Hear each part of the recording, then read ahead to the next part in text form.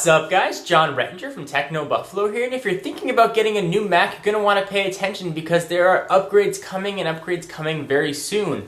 We're going to go through each one of Apple's laptop and desktop lines and talk about when these upgrades are going to be coming, or at least when I think they're going to be coming based on the information that's been provided. Let's go ahead and get started from the top with the littlest guy in Apple's lineup, the Mac Mini. It's been about 127 days since the last update, which puts it about mid-cycle. So if you're in the market for a Mac Mini, you're probably going to be okay. Go ahead and hop on that and get your home theater PC on, or whatever you're looking to do with it, you're probably going to be alright.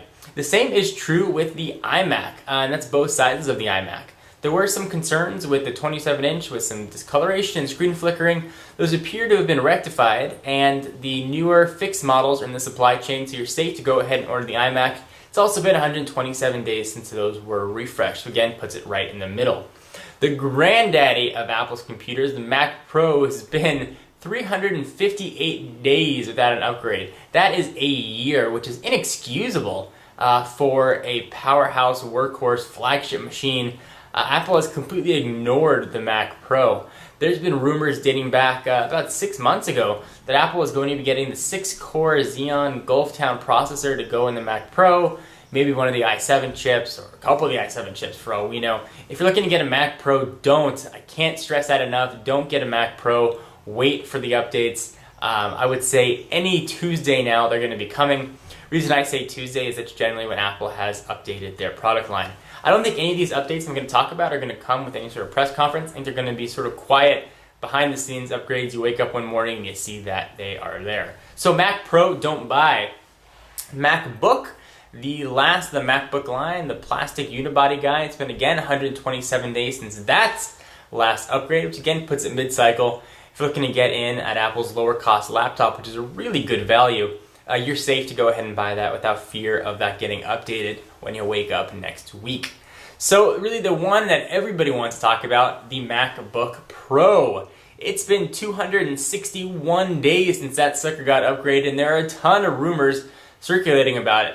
So the chips have been ready to go. It's been no secret, I don't think, that Apple is going to be using the mobile Core i5 chip, that's Intel's Core i5 chip, in their next line of MacBook Pros. The delay, at least from what I've heard and what I've read, has been with switchable graphics.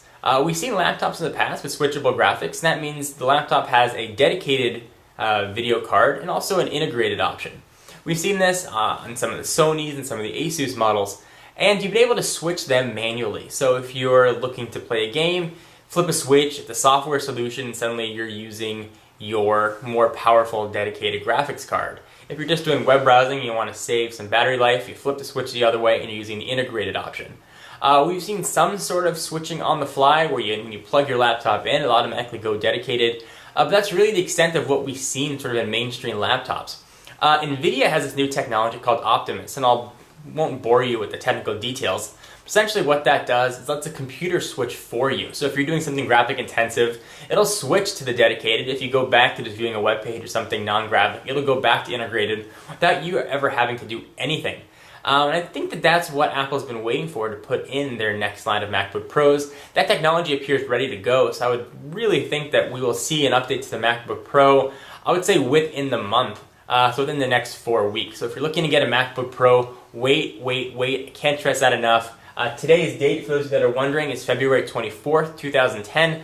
So definitely wait to get a MacBook Pro. You're going to be getting outdated hardware. There's a huge difference processor-wise between the Core 2 Duo chips that are in the MacBook Pros now and the Core i5 chips. Again, not going to go through all the technical specs, but a huge performance difference. One that's definitely worth waiting. If it was just a speed bump from Core 2 Duo from 2.2 to 2.4, I'd say don't worry about it. You're probably never going to notice the difference. But this is a significant upgrade to the Core family of processors. Definitely worth waiting. The next one, and one that I'm looking forward to most, is the MacBook Air. Has also been 261 days. This has sort of been Apple's black sheep in their family.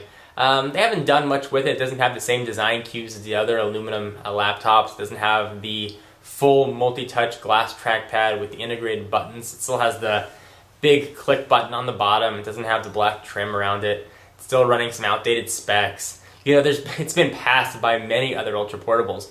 When it was launched, it was really the flagship and the pretty boy for the thin and light, but since then we've seen the Sony Vaio X, the Adamo XPS, and a ton of other thin and lights that sort of usurped that crown from the MacBook Air.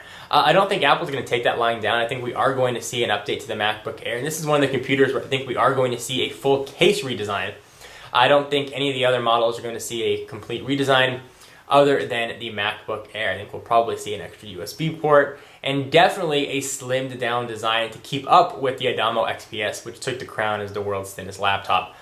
We may see maybe a Core i3 chip in there, or maybe a more powerful ultra-low voltage Core 2 Duo with hopefully 4 gigs of RAM, perhaps a reduced cost, and a little bit better performance overall.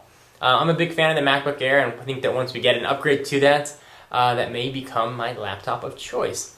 So guys, hope you found this helpful if you're looking to get a Mac computer as to when you should buy or not buy. You know, I'm going to get a lot of questions, I'm sure, about the iPhone or the iPod line. I'll cover those in a separate video. I wanted to cover just the laptops and desktop options that Apple offers. So hope this was, a bit helpful. I'm John Rettinger from Techno Buffalo, and I'll see you in the next video. Bye-bye.